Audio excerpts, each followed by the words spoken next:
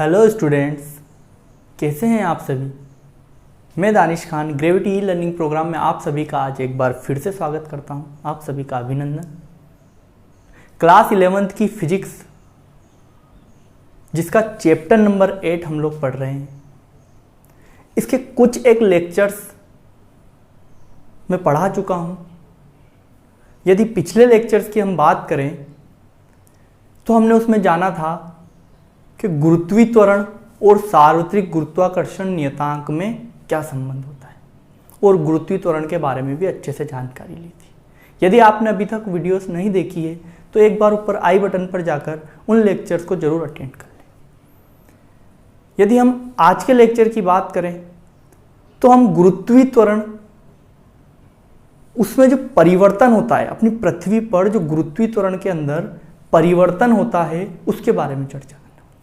पिछले लेक्चर में हमने जाना था गुरुत्वीय त्वरण G और सार्वत्रिक गुरुत्वाकर्षण नियतांक कैपिटल G में क्या संबंध होता है। तो ये संबंध होता है small g is equal to capital G into ME/RE²। यहाँ पर कैपिटल G सार्वत्रिक गुरुत्वाकर्षण नियतांक है जिसका मान नियत होता है। सार्वत्रिक का मतलब है सभी जगह पर, चाहे आप सूरज पर चले जाओ, चाहे आप मंगल ग्रह पर चले जाओ, कोई से ही ग्रह पर चले जाओ, सब जगह पर G का मान सेम होता है। और वो कितना होता है 6.67 × 10⁻11।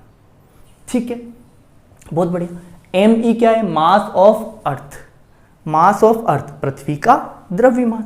RE क्या है? रेडियस ऑफ अर्थ, पृथ्वी की त्रिज्या। तो ये स्मॉल g गुरुत्वीय त्वरण और कैपिटल G में हमने जो संबंध निकाला था, जो बहुत ही ज्यादा इंपॉर्टेंट टॉपिक है एग्जाम की दृष्टि से, तो वो ये आता है। ठीक है, आज के लेक्चर में हम बात करने वाले हैं इस G के मान में परिवर्तन किस किस तरीके से आ सकता है, किन किन कारणों से आ सकता है। तो हमारा आज का यही टॉपिक रहने वाला है गुरुत्वीय त्वरण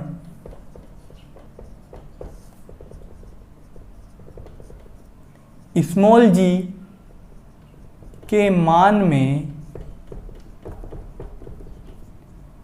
परिवर्तन। पृथ्वी की ही बात कर रहे हैं हम लोग, है ना। पृथ्वी पे गुरुत्वीय त्वरण किस प्रकार से परिवर्तित होता है। तो 4 तरीकों से परिवर्तित हो सकता है। 4 कारण है जिसकी वजह से गुरुत्वीय त्वरण परिवर्तित होता है। मैं एक एक करके उनके नाम लिखूंगा यहां पर। पहला है आपके पास में पृथ्वी के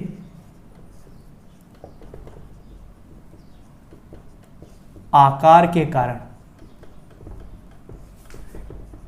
G के मान में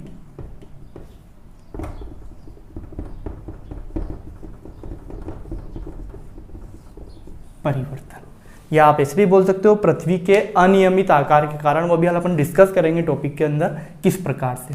ठीक है, दूसरा नाम है अपने पास में पृथ्वी सतह से ऊपर जाने पर G के मान में परिवर्तन। पृथ्वी है, यह आपकी पृथ्वी, ये जो हो गया एरिया, ये पृथ्वी की क्या है? सतह है ये पूरी, है ना। अब इस सतह से आप यदि ऊपर जाते हो तो यहां पर आपको मान कुछ और मिलेगा और यहां पर आपको मान और कुछ और मिलेगा। मतलब कि त्वरण परिवर्तित होता है। गुरुत्वीय त्वरण क्या होता है? परिवर्तित। चाहे वो कम होगा चाहे वो ज्यादा होगा, वो अपन टॉपिक के अंदर डिस्कस करने वाले कि कम होगा कि ज्यादा होगा। लेकिन पृथ्वी सतह से ऊपर जाने पर भी G के मान में क्या देखने को मिलता है? परिवर्तन देखने को। ठीक इसी प्रकार से सतह से ऊपर जाएंगे तो सतह से नीचे भी तो आ सकते हैं हम लोग, केंद्र की तरफ। तो सतह से नीचे जाने पर भी G के मान में क्या होगा? परिवर्तन। तो 2 टॉपिक यहीं से क्लियर आपके, है ना। क्या है तीसरा? पृथ्वी सतह से नीचे जाने पर G के मान में परिवर्तन। क्लियर होगी ये बात। चौथा और इंपॉर्टेंट जो टॉपिक है जिसकी वजह से G का मान परिवर्तित होता है वो है पृथ्वी की घूर्णन गति के कारण। G के मान में परिवर्तन। पृथ्वी अपने अक्ष पर घूमती है, वो इस घूर्णन गति के कारण ही हम लोग G के मान में परिवर्तन को समझेंगे। तो अब टाइम को ज़्यादा जाया न करते हुए हम लोग हमारा पहला टॉपिक स्टार्ट करते हैं। पृथ्वी के आकार के कारण G के मान में किस प्रकार से परिवर्तन होता है। ठीक है, तो देखना।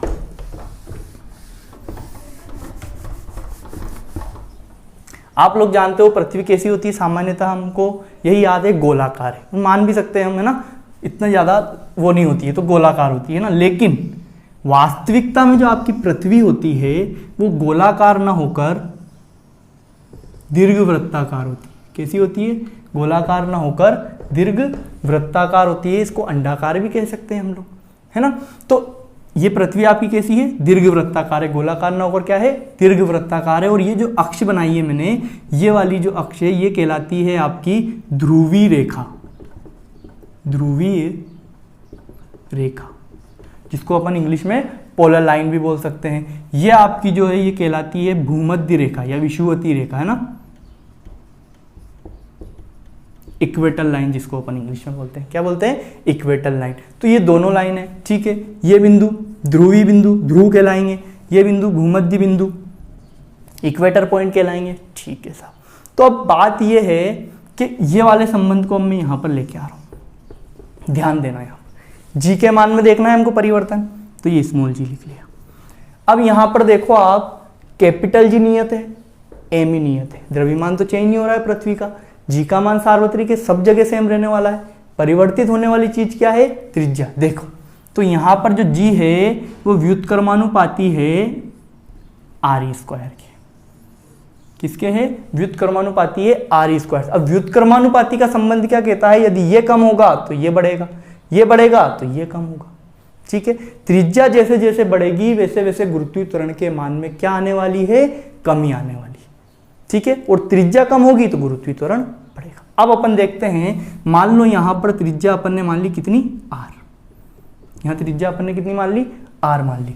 यहां पर गुरुत्वीय त्वरण का मान जो भी होगा, है ना, जी मान लेते हैं अपन। अब मेरी बात सुनना, अपन जैसे ही यहां पर आए, आप यहां खड़े हुए हो भी थोड़ी देर के लिए, अब आप चल के यहां पर आ गए, तो देखो त्रिज्या बढ़ गई थोड़ी सी। फिर यहां आए तो फिर त्रिज्या बढ़ गई, फिर यहां आए त्रिज्या बढ़ गई। तो मतलब देखो त्रिज्या बढ़ेगी, जी कम होगा। तो देखना त्रिज्या बढ़ रही है तो जी के मान में क्या आएगी? कमी आएगी। फिर त्रिज्या बढ़ गई और कमी आ गई, और कमी आ गई। कब तक कमी आती रहेगी? यहां तक, क्योंकि इससे ज्यादा तो त्रिज्या बढ़ने नहीं वाली है। फिर आप आगे बढ़ोगे तो वापस त्रिज्या कम होने लग जाएगी, है ना, फिर बढ़ने लग जाएगी। तो मतलब यहां से ज्यादा तो आपकी त्रिज्या बढ़ने ही नहीं वाली। तो अधिकतम त्रिज्या कितनी होगी यहां पर? इस वाली त्रिज्या की 21 किलोमीटर अधिक। इस त्रिज्या से 21 किलोमीटर अधिक। कहां से? ध्रुव बिंदु से जो त्रिज्या है उससे 21 किलोमीटर अधिक। कितनी? लगभग 21 किलोमीटर अधिक त्रिज्या होती है। कहां की? भूमध्य रेखा पर, पृथ्वी की, ठीक है। बहुत बढ़िया बात है। तो यहां पर जो त्रिज्या है वो अधिकतम है। त्रिज्या अधिकतम तो गुरुत्वीय त्वरण क्या होगा? यहां पर न्यूनतम होगा। तो हम यहां पर लिख लेंगे कि आर, ये कौन सा है? ध्रुवी। आर ध्रुवी कम है, सबसे कम है। किससे? आर भूमध्य से। ये बात समझ आई? जब आर ध्रुवी कम है तो जी ध्रुवी और जी भूमध्य। मुझे बताओ इन दोनों में से कौन ज्यादा होगा? सबसे ज्यादा? तो सबसे ज्यादा ध्रुवी वाला होगा, क्योंकि सबसे कम त्रिज्या ध्रुवी की है, इसलिए गुरुत्वीय त्वरण सबसे ज्यादा कहां का होगा? ध्रुवी का होगा। बात समझ आ गई क्या? क्लियर है ना? किस प्रकार से गुरुत्वीय त्वरण जी का मान परिवर्तित हो रहा है। हम यहां पर एक लाइन, नोट पॉइंट में लाइन लिख लेंगे दो, कि भूमध्य रेखा पर गुरुत्वीय त्वरण न्यूनतम, सबसे कम, क्योंकि त्रिज्या सबसे ज्यादा होगी यहां पर, इसलिए गुरुत्वीय त्वरण सबसे कम होगा। फिर यहां बात कर लेते हैं, ध्रुवीय बिंदुओं पर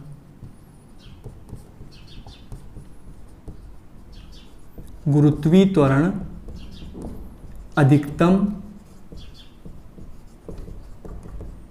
होता है और यहां पर न्यूनतम होता है, ठीक है। तो ये बात आपको बहुत अच्छे से क्लियर हो जाना चाहिए कि पृथ्वी का अनियमित आकार भी बोल सकते हैं ना, बिल्कुल गोलाकार नहीं है इसलिए। और ये 21 किलोमीटर इतनी ज्यादा मायने नहीं रखती है, क्योंकि इसकी त्रिज्या लगभग मानी गई है कितनी? 6370 किलोमीटर, जिसको सवालों के लिए अपन 6400 किलोमीटर भी काम में लेते हैं, ठीक है। तो इस 6400 किलोमीटर के आगे 21 किलोमीटर ज्यादा मायने नहीं रखता, इसी वजह से अपन अपनी पृथ्वी को कैसी मानते हैं? गोल मान लेते हैं। लेकिन है तो सही अंतर, तो इसलिए गुरुत्वीय त्वरण के मान में भी अंतर आ रहा है, अर्थात पृथ्वी के अनियमित आकार के कारण भी जी का मान क्या होता है? आपका परिवर्तित होता है, ठीक है, तो आप इसका स्क्रीनशॉट लो या अपनी कॉपी में नोटबुक में इसको नोट करो, फिर हम आगे चलते हैं। अब यदि अपन नेक्स्ट टॉपिक की बात करें, अगला वाला अपना पॉइंट,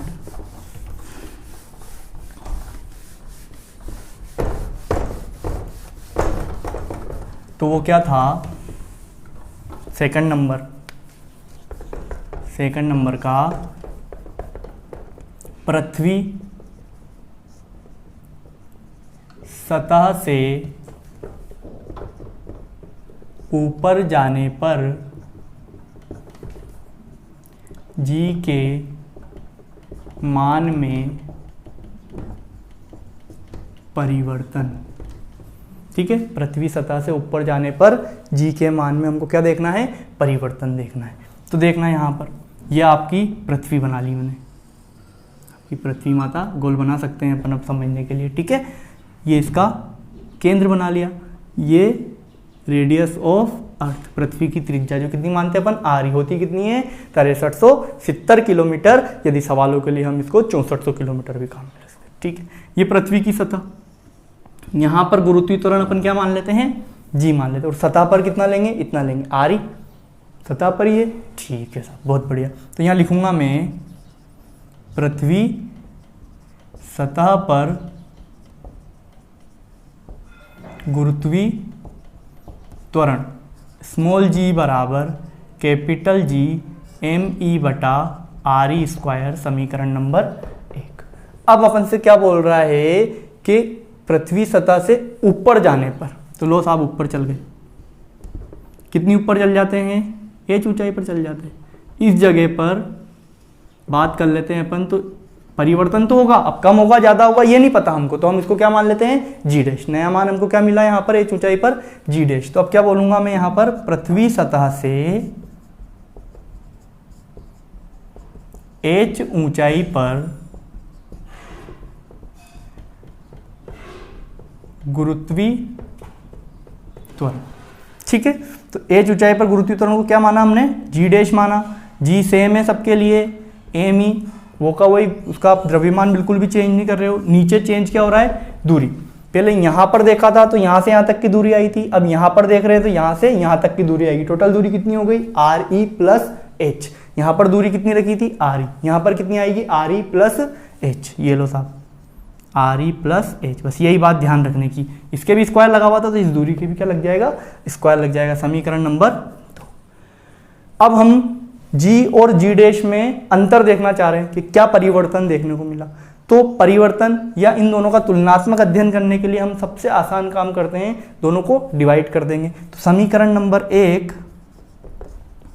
डिवाइडेड बाई 2 करने पर कर दो, तो G by G dash is equal to GME/RE² divided by GME/RE plus H का स्क्वायर। तो देखो GME से GME तो क्या हो जाएगा, कैंसिल हो जाएगा। बचा क्या अपने पास में, 1/RE², 1/RE प्लस एच का स्क्वायर। 4 पद हो गए, इनको सेट कर देंगे अपन। तो G बाई G डैश बराबर, ऊपर तो चल जाएगा आपका RE प्लस एच का स्क्वायर और नीचे आ जाएगा RE का स्क्वायर। इसको यदि हम एक साथ लिखना चाहें तो RE प्लस एच बटा RE का होल स्क्वायर, ऐसे भी लिखा जा सकता है। आगे चलें अपन, तो G by G dash is equal to, ये RE इस RE के साथ भी है और ये RE इस H के साथ भी है। तो RE by RE radius of earth, सफेद में लिखा हुआ है RE, ठीक है, प्लस H बटा RE का स्क्वायर। ये RE से RE कैंसिल हो गया, 1 बचेगा यहाँ पर। तो G बटा G डैश बराबर 1 प्लस H बटा RE का स्क्वायर। मुझे यहाँ पर यदि G का मान निकालना है तो इस G डैश को यहाँ से उठाकर कहाँ ले जा सकता हूँ मैं, यहाँ पर ले जा सकता हूँ। यही समीकरण इंपॉर्टेंट है आपकी, समझना। समीकरण नंबर 3।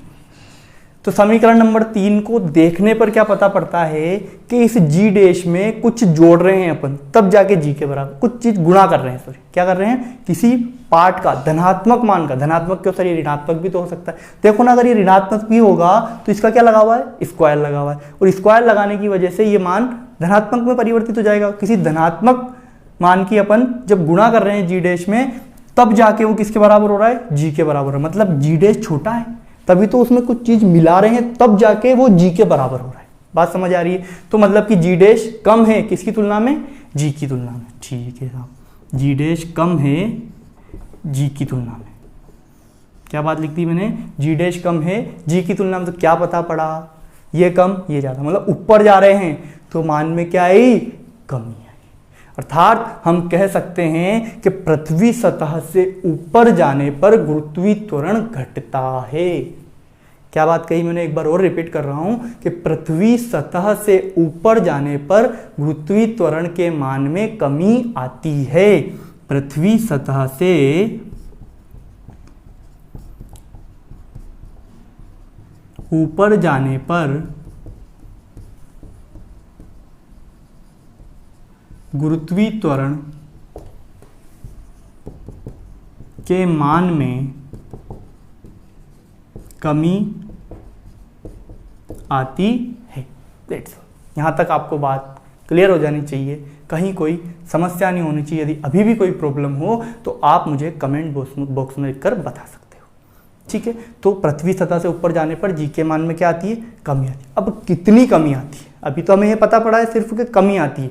अब बात कर रहा हूं कितनी कमी आती है, तो वो भी हमको पता करना है। तब तक आप इसका स्क्रीनशॉट लो, फिर हम आगे चलते हैं। ठीक है, तो अब आगे देखना।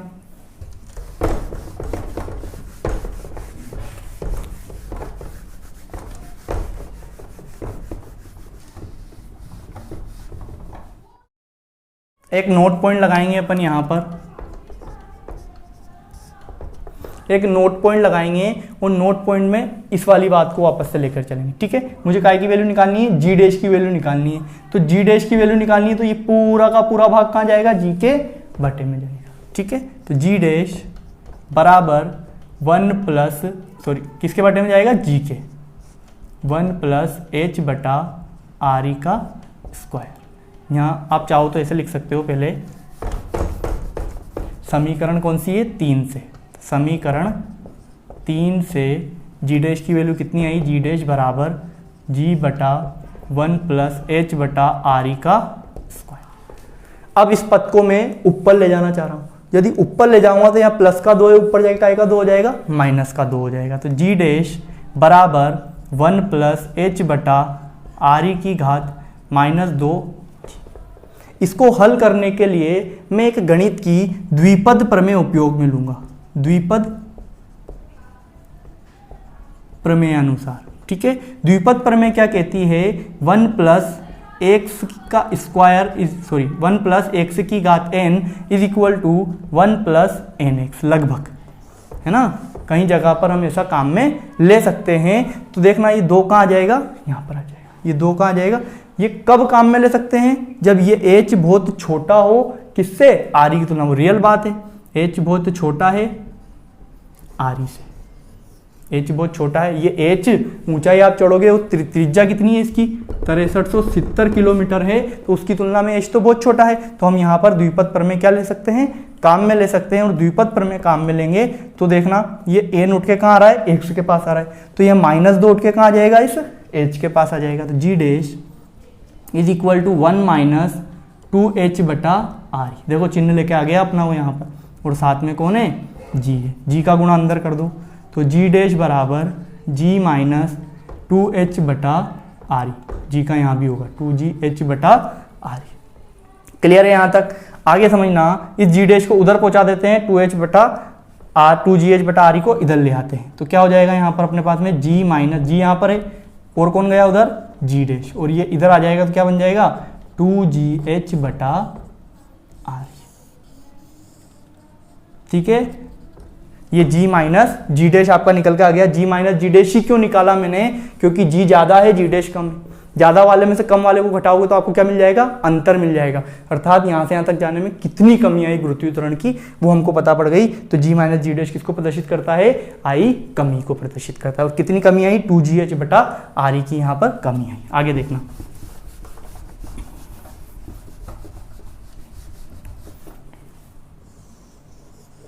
समीकरण नंबर 4। समीकरण 4 गुरुत्वीय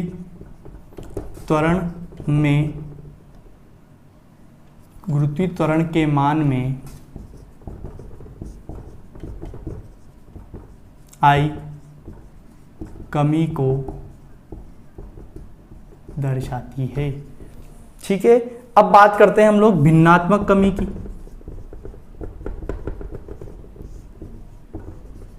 तो भिन्नात्मक कमी को कैसे निकालेंगे हम लोग कि जो कमी है उसमें प्रारंभिक मान का भाग लगा दो तो आपकी कौन सी कमी निकल जाएगी, भिन्नात्मक कमी निकल जाएगी। प्रारंभिक मान क्या था, जी था, तो जी का भाग लगा देंगे। तो समीकरण नंबर 4 से जी माइनस जी डैश बटा जी, या तो भाग लगाओ तो दोनों तरफ लगाओ, या फिर इस जी को उठाकर कहाँ ले आओ, यहाँ एक ही बात है। तो यहाँ पर क्या हो जाएगा 2h बटा आर। तो ये क्या निकल के आई आपकी भिन्नात्मक कमी। यदि प्रतिशत कमी की बात करें अपन तो क्या करेंगे, 100 से गुणा करेंगे। ठीक है, तो कर देते हैं। तो जी माइनस जी डैश बटा जी इंटू 100, ये काय में चेंज हो गया प्रतिशत में, 2h बटा आर ई इंटू 100। ये क्या मिल गई आपको, प्रतिशत कमी मिल गई। ठीक है, तो गुरुत्वीय त्वरण जी के मान में परिवर्तन की बात कर रहे थे, जिसमें हमने एक टॉपिक पढ़ा कि उसके अनियमित, पृथ्वी के अनियमित आकार के कारण जी के मान में परिवर्तन, और दूसरा टॉपिक हमने पढ़ा इसके अंदर कि पृथ्वी सतह से ऊपर जाने पर जी के मान में परिवर्तन किस प्रकार से होता है, जी के मान में कमी आती है। ध्यान रखना, पृथ्वी सतह से क्वेश्चन तो डायरेक्ट बनता है कि पृथ्वी सतह से ऊपर जाने पर जी का मान किस प्रकार परिवर्तित होता है, जी के मान में कमी आती। कितनी कमी आती है, 2gh अपॉन आर की कमी आती है। ठीक है, भिन्नात्मक कमी कितनी आती है, 2h बटा आर आती है। प्रतिशत कमी कितनी आती है, 2h बटा आर इंटू 100। ठीक है, तो ये आपको पृथ्वी सतह से ऊपर जाने पर जी के मान में परिवर्तन क्लियर हुआ होगा। ठीक है, इसके ऊपर यदि हम लोग एक न्यूमेरिकल करें तो देखना, जब तक आप इसका स्क्रीनशॉट लो फिर अपन अगला न्यूमेरिकल करते हैं।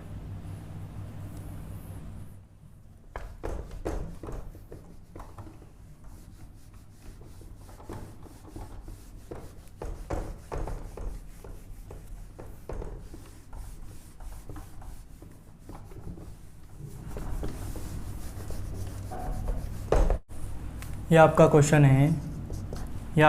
है, पृथ्वी तल से कितना ऊपर जाने पर जी का मान, गुरुत्वीय त्वरण का मान 1/9 गुना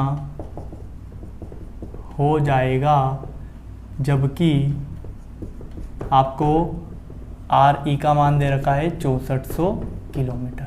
नहीं भी दे तो आपको सवालों में आर ई का मान 6400 किलोमीटर ही रखना है। ठीक है, इसको सॉल्यूशन करते हैं।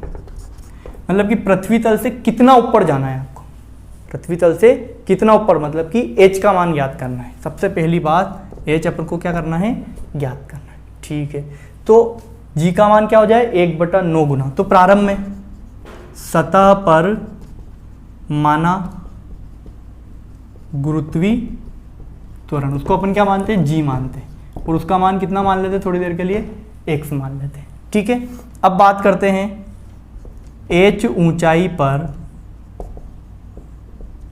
गुरुत्वीय त्वरण। h ऊंचाई पर गुरुत्वीय त्वरण कितना माना अपन ने, g डैश माना, और वो कितना हो जाएगा, जो भी ऊंचाई मिलेगी जब कितना हो जाना चाहिए आपको गुरुत्वीय त्वरण, इस प्रारंभिक मान का 1/9 गुना, है ना, 1/9 गुना हो जाना चाहिए। अब अपन बात करते हैं पृथ्वी सतह से ऊपर जाने पर जो g है उसका फॉर्मूला क्या बन के आता है आपके पास में, g = 1 + h बटा आर ई का स्क्वायर और g डैश। अभी थोड़ी देर पहले अपन निकाल के इसमें मान रखेंगे, g का मान कितना रख देते हैं, 1 + h की जगह h रहने दो, आर ई की जगह आर ई रहने दो। अभी रख देंगे अपन 6400, है ना, आगे चल के। इसका स्क्वायर g डैश की वैल्यू कितनी है, 1/9। तो देखो x से x तो क्या हो गया, कैंसिल हो गया, 9 कहाँ जाएगा, यहाँ पर आ जाएगा। तो ये 9 तो यहाँ पर आ गया, तो 9 बराबर 1 + h बटा आर ई का स्क्वायर। इधर से स्क्वायर हटाएंगे, इधर क्या लग जाएगा, अंडर रूट लग जाएगा। यहाँ क्या बचा, 1 + h बटा आर ई। 9 का वर्गमूल कितना हो जाएगा, 3 हो जाएगा, एक को इधर लाएंगे, -1 हो जाएगा h बटा आर ई। 3 में से 1 गया तो 2, और 2 के साथ गुणा में कौन आ जाएगा, आर ई आ जाएगा बराबर एच। एच की वैल्यू मिल गई क्या सर, कहाँ मिली 2 आर ई। तो आर ई की वैल्यू तो पता है ना आपको, तो एच बराबर क्या आ जाएगा 2 इंटू आर ई की वैल्यू कितनी है 6400, तो एच बराबर 64 दूना 12800 किलोमीटर, 12128 किलोमीटर ऊपर जाने पर गुरुत्वीय त्वरण का मान 1/9 गुना हो जाएगा। बात समझ में आ रही है कि नहीं आ रही? इस सवाल के अकॉर्डिंग जो हमने आंसर निकाला वो हमारा क्या मिला, ये मिला। आपको ये भी बोल सकता है वो 1/4 गुना हो जाएगा, है ना। तो इस प्रकार से आप इन न्यूमेरिकलों को कर सकते हो, और भी इस पर अच्छे न्यूमेरिकल करते हैं। यदि अपने पास समय रहा तो अपन इस पर और भी न्यूमेरिकल करेंगे। तो आज के लिए इस क्लास को इतना ही रखते हैं, बाकी की चर्चा हम लोग नेक्स्ट लेक्चर में करेंगे। जो इसके 2 टॉपिक बच रहे हैं, तीसरा और चौथा, पृथ्वी तल से नीचे जाने पर तथा पृथ्वी की घूर्णन गति के कारण गुरुत्वीय त्वरण के मान में परिवर्तन। यदि आपको वीडियो अच्छा लगा हो तो इसको लाइक करना ना भूलें और अपने दोस्तों के साथ इसको शेयर जरूर करें। और फिर भी यदि आपको कोई प्रॉब्लम आ रही हो इस वीडियो में या कुछ चीज़ समझ में नहीं आ रही हो तो मुझे कमेंट बॉक्स में लिखकर एक बार जरूर बताएं। Thank you.